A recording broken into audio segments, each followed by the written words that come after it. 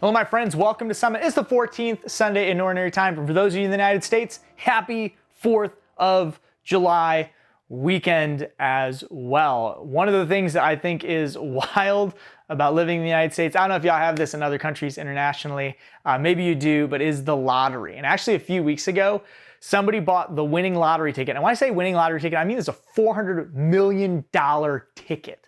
They bought it a block away from my house. I passed the gas station every single day. And I had this feeling of like, wow, that is so crazy. Somebody bought a $400 million lottery ticket right by my house. And then I got upset because I'm like, I never buy lottery tickets. And if I did, I'd probably buy them from that particular gas station on that particular corner. And maybe it could have been me. I could have the winning lottery ticket. I don't have the winning lottery ticket. I don't even buy lottery tickets. Like I said, I don't even have a chance to win. It's interesting when you talk about things like that where people win big amounts of money. The question that always follows, and a lot of people ask this question just in general, is, what would you do if you won the lottery? And they ask the question because it's meant to help you figure out, what you really should do in life. Because whatever you would do with your life if you won the lottery, after all the fun stuff, after the vacations and, buying cool things and just kind of relaxing. You can't do that forever. Eventually, you've got to figure out something to fill up your time. Whatever that thing is that you would pick, that's what you're supposed to do for a job because, do something you love, you'll never work a day again in your life, right? It's an interesting question, though, because it's actually what's proposed to us and to the disciples today in the gospel. You got to dig for a little bit, but let's go there because I think we've got to ask ourselves the same lottery question when it comes to our faith. So Jesus has sent out 72 disciples to go and to do great works. And he's given them instructions for how they're to preach the kingdom of God. And they're also going to cast out demons. So they're participating in Jesus's ministry here in a really profound way. Can you imagine being one of these 72 where Jesus says, hey, I'm sending you out. You're going to go proclaim the kingdom of God. Oh, and by the way, you're also going to need to cast out some demons. That's kind of wild. This is the work that they're engaged in. And they go out and they come back and they're rejoicing. And they're telling Jesus, oh my gosh, the demons are subject to us in your name. And Jesus says, rejoice in that. But don't rejoice just in that. Rejoice in the fact that your names are written in the book of heaven. What would you do if you won the lottery? What would you do if you knew and had a real hope in heaven? If you knew that in this life, by your faith and the hope you had in Jesus Christ, the victory was won. If you didn't have to, make it all work or you didn't have to earn it, what would you do with your faith? How would that embolden you to share the gospel? If you knew that the victory was won, that it wasn't up to all of your meager efforts, that Jesus Christ had won and that your name was written in the book of heaven, what would you do? How would you live into that reality? It's interesting because the people who end up being happiest after they win the lottery are people who do find another meaningful job to work. They do something they enjoy. They're not out golfing all day. They're not taking endless vacations. They go back and they find something that they love. And they do it with this incredible exuberance and freedom because they know they don't need the money.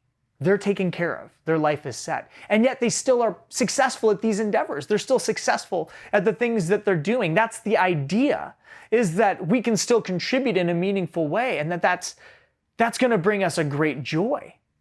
And we do it to an exemplary level because we're free of the burden of our financial implications of our job.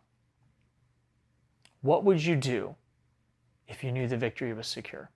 How would you share your faith if you knew that Christ wins the battle? How would you live into your morals if you knew that you were free? I think that would change the way we lived our faith. If we started with this reality, I rejoice and Lord, I am glad because you have saved me. And when I really internalize that, I go out as one of the extension of these 72 to proclaim the good news. And you know what? When people push back and they hate me and they say terrible things about me for the sake of your name, Jesus, I just kind of kick the dust from my shoes and I move on. Because I know that ultimately you've got those people on a particular journey that maybe I'm not going to be a part of, but it doesn't impact my self-worth. It doesn't impact who I am. I've got to go forward and just keep doing the thing that I love, which is proclaiming this good news. The thing with the lottery is, unfortunately, there are many people who misuse it. They spend all the money. Instead of getting into a job that they love and doing work that they love, they do take endless vacations. They waste it. And that's the implicit risk here in the gospel. Is on the one hand, we have this faith that we trust that Jesus has saved us, is saving us, and will save us. But there's work we have to do to respond to that faith. We still have to go out and live well, and live in that faith in Jesus, and not waste it. Because if we sit back and say, oh, great, I'm saved, and we don't love our neighbor, we don't share the gospel, we don't go out and seek to act in ways that bring justice to our world, well, we're on a slippery slope where we may find ourselves losing that which has been won for us. Something that we didn't earn, but we're given as a gift. And at the end of our life, we may find that rather than leading into the work that needs to be done joyfully and freely, we've suddenly lost everything. Because rather than recognizing the gift that we had, we only spent it in the moment. So brothers and sisters, as you go forward this week, I want you to ask that question. What is God calling me to do with this great gift and this great hope in salvation? How will this enable me to be free? And how does it empower me to share it with others as I go forward in the small moments, the big moments, and everything in between? Enjoy this, the fourth Sunday of Ordinary Time. And for those of you in the United States, happy 4th of July. We'll see you later next week on Summit.